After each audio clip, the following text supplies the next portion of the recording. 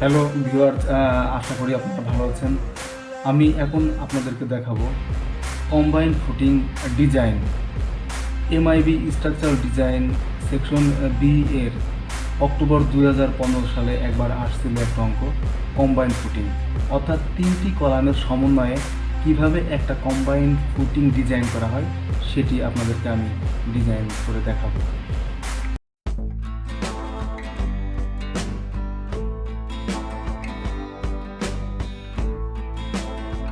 Hello viewers, আপনারা দেখতে পাচ্ছেন একটা combined footing design, MIB structural design section B October 2015 সালের 2 নাম্বার কোশ্চেন। একটি কম্বাইন্ড ফুটিং ডিজাইন করব যেখানে দেওয়া আছে 3টি কলাম এ বি সি। আমি আগেই বলছি যে আসলে এই ভিডিও ক্লাস লেংদি করার চেয়ে আসলে শর্টকাটে বোঝানো ভালো।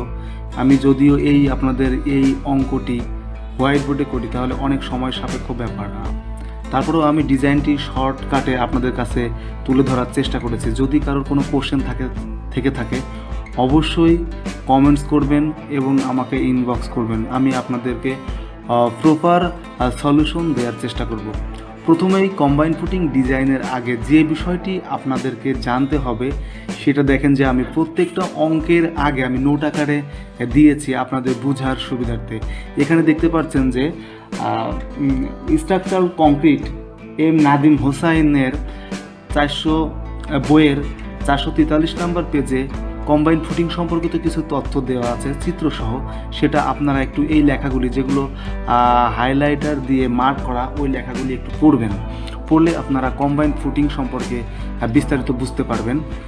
তারপরে এখানে কিছু হ্যান্ড রাইটিং আছে যেটা পড়ে আপনারা কম্বাইন্ড ফুটিং সম্পর্কে ধারণা নিতে পারবেন।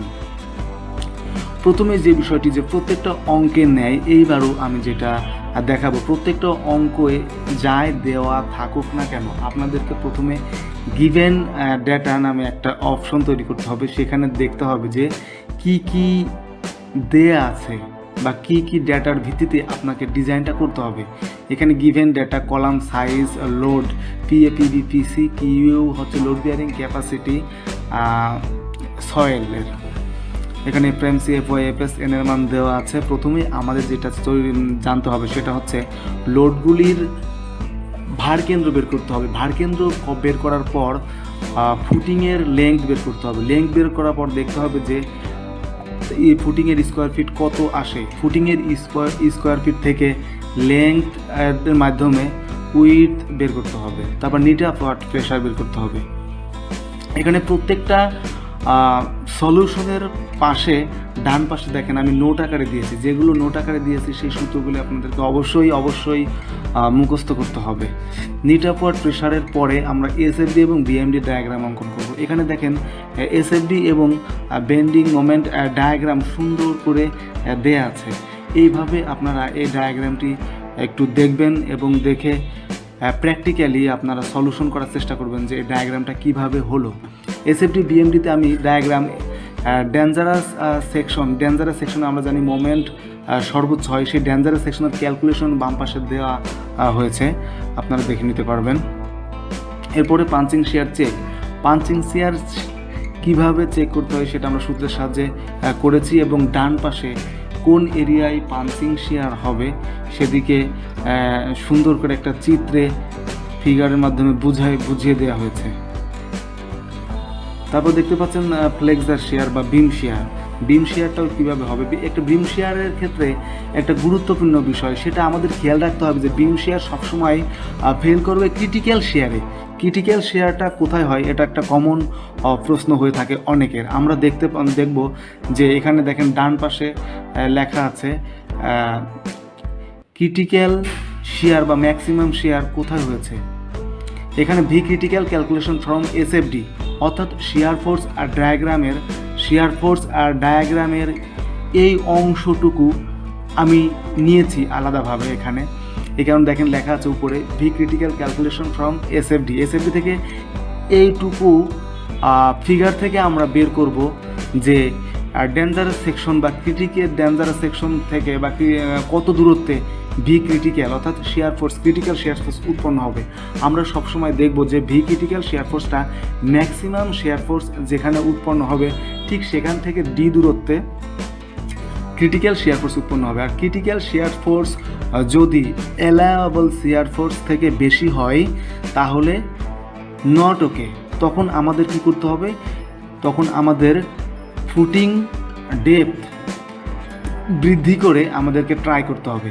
প্রথমে আমরা ফুটিং ডেপথ ধরেছিলাম 36 ইঞ্চি। প্রথমে ফুটিং ডেপথ ধরেছিলাম 36 ইঞ্চি। 36 ইঞ্চি ধরার পরে 36 ইঞ্চি ধরেছিলাম। 36 ইঞ্চি ধরে আমরা দেখলাম যে punching share okay, but flexor share not okay. তখন আমরা ফুটিংয়ের ডেপথ ধরে নিলাম 40 ইঞ্চি। 40 ইঞ্চি ধরে ডিজাইন করে দেখা যায় যে ভি ক্রিটিক্যাল লেস হয় ভি অ্যালাওয়েবল থেকে, অতএব ওকে। ম্যাক্সিমাম মোমেন্ট 11.5 ফিটের জন্য বেন্ডিং মোমেন্ট ডায়াগ্রামে পেয়েছি 2800.39 kip feet. Moment for one strip 11.5 ফিটের জন্য 2800 এবং 2800কে 11.5 ভাগ দিলে পাওয়া যায় প্রত্যেক স্ট্রিপ অর্থাৎ 1 ফিট স্ট্রিপের জন্য মোমেন্ট। তারপর main reinforcement for long direction. আমরা জানি সবসময় ফুটিংয়ে, কম্বাইন্ড ফুটিংয়ে মেইন রিইনফোর্সমেন্ট হয় এবং লং ডিরেকশন বা ট্রান্সভার ডিরেকশনে রিইনফোর্সমেন্ট দিতে হয়। এখানে সুন্দর করে মেইন রিইনফোর্সমেন্ট কীভাবে ক্যালকুলেশন হলো আপনারা এই সূত্রের মাধ্যমে জানবেন। যারা এই সূত্র AS AMIEB 12 এই সূত্র যারা জানেন না বা এই সূত্র কিভাবে এর মান বের করতে হয় ডান পাশে সুন্দর করে দেওয়া আছে। যারা যদি আপনাদের বুঝতে অসুবিধা হয় তাহলে অবশ্যই আমি এই ছোটো ছোটো ক্যালকুলেশনগুলির সমাধানগুলি আমি আপনাদেরকে হোয়াইট বোর্ডে দেওয়ার চেষ্টা করব। যদি আপনারা কমেন্টস করেন বা শেয়ার করেন তাহলে আমি বুঝতে পারবো। আপনাদের আমার এই ভিডিওর শেয়ার এবং কমেন্টসে আমাকে আগ্রহ তৈরি করবে নতুন নতুন ভিডিও তৈরি করার। আমি এখন অবশ্য স্ট্রাকচারাল ডিজাইনে আপনাদেরকে ভিডিও দিচ্ছি। নেক্সটে আপনাদের রিকোয়েস্টের ভিত্তিতে MIEB সেকশন A এবং সেকশন B এর সিভিল ডিপার্টমেন্টের সমস্ত প্রকার সাবজেক্টেরই আমি সলিউশন দেওয়ার চেষ্টা করব আমার এই আপডেট ইঞ্জিনিয়ারিং সলিউশনের মাধ্যমে। মেইন রিইনফোর্সমেন্ট AS এর মান আমরা বের করেছি, AS মিনিমামের মানটা বের করেছি। এখন এখানে দেখা যাচ্ছে যে AS এর মানটা AS মিনিমাম থেকে বেশি, অতএব এইটাই ব্যবহার করতে হবে। টেম্পারেচার রিইনফোর্সমেন্ট, মেইন রোডের সাথে যে RRE বা টেম্পারেচার রিইনফোর্সমেন্ট ব্যবহার করব সেটার মান আমরা বের করেছি, এটার মান পেয়েছি। এখন আপনারা দেখেন যে রিইনফোর্সমেন্ট বের করার মাঝখানে একটা নোট দেওয়া আছে। এই নোটটি কিছুই না, আসলে এই নোটটি জাস্ট বই থেকে নেয়া। এই নোটের মাধ্যমে আপনারা বুঝতে চেষ্টা করবেন যে কম্বাইন্ড ফুটিংয়ে কীভাবে রিইনফোর্সমেন্ট প্লেস করা হয়। তারপর দেখতে পাচ্ছেন মেইন রিইনফোর্সমেন্টের ক্যালকুলেশন শেষ। তারপরে ডিজাইন ফর ট্রান্সভার ডিরেকশন অর্থাৎ RRE ভাবে 3টি কলামের নিচে আমরা কীভাবে রিইনফোর্সমেন্ট দিব। এখানে reinforcement calculation transverse direction column A এর নিচে লোড হচ্ছে 560, ব্যান্ডউইথ এত। ব্যান্ডউইথ সম্পর্কে আসলে ডিটেলস আমি প্রথমে অঙ্কের শুরুতে দিয়েছি। এবং ব্যান্ডউইথ আসলে কি? ব্যান্ডউইথ হচ্ছে যেখানে ফুটিংয়ে লম্বালম্বি দূরত্বে কলামের উইথ প্লাস কলামের উভয় পাশে ডি অর্থাৎ ইফেক্টিভ ডেপথ পর্যন্ত যদি জায়গা পাওয়া যায় তাহলে সেটা যোগ করে যে ডিস্টেন্স হয় সেটাই ব্যান্ড উইথ। এই ব্যান্ড উইথের মোমেন্ট বের করে আমরা ট্রান্সভার ডিরেকশনের রিইনফোর্সমেন্ট বের করেছি, তেমনি ট্রান্সভার ডিরেকশনের ট্রান্সভার্সাল রিইনফোর্সমেন্ট বের করেছি। তারপরে কলাম B এর জন্য সেম, কলাম C এর জন্যও সেম ক্যালকুলেশন। একটা ক্যালকুলেশন যদি আপনারা মনোযোগ দিয়ে করেন তাহলে অবশ্যই ফুটিং ডিজাইন আপনাদের জন্য খুব ইজি হয়ে যাবে। আমি এবং ডান পাশে এই ব্যান্ডউইথকে বোঝানোর জন্য আমি ডান পাশে ফিগার এঁকে দিয়েছি যাতে আপনাদের বুঝতে সুবিধা হয়। তারপর দেখুন রিইনফোর্সমেন্ট ডিটেলস। এটা হচ্ছে আমরা টোটাল ফুটিংয়ের উপর আমরা লং ডিরেকশনে মেইন রিইনফোর্সমেন্ট দিয়েছি এবং টেম্পারেচার রিইনফোর্সমেন্ট দিয়েছি।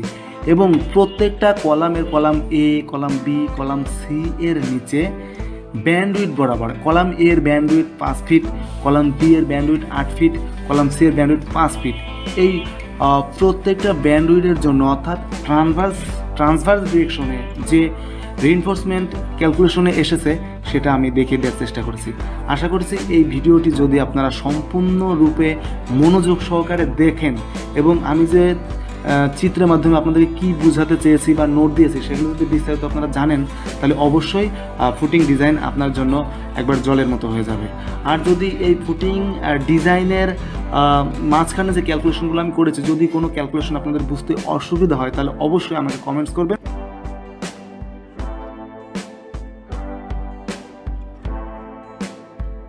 হ্যালো ভিউয়ার্স, আমি আশা করছি যে আপনারা আমার যে ডিজাইনটা আমি দেওয়ার চেষ্টা করেছি বা আপনাদেরকে বোঝানোর চেষ্টা করেছি অবশ্যই বুঝতে পারছেন। আর যদি ক্যালকুলেশনের মধ্যবর্তী কোনো সমস্যা সমাধান করতে যদি আপনাদের বিন্দুমাত্র বুঝতে অসুবিধা হয়ে থাকে, তাহলে অবশ্যই আমার সাথে যোগাযোগ করবেন। আমি আপনাদেরকে নেক্সট নতুন নতুন ডিজাইন সম্পর্কিত ভিডিও আপলোড করব। আর যারা এমআইবি সেকশন এ এবং বি এর সিভিল ডিপার্টমেন্টের যে কোনো সাবজেক্ট সম্পর্কে সহযোগিতা লাগলে অবশ্যই আমার সাথে যোগাযোগ করবেন। আর আমার এই চ্যানেলকে সাবস্ক্রাইব করবেন, ফলো করবেন। আশা করি উপকৃত হবেন। ধন্যবাদ।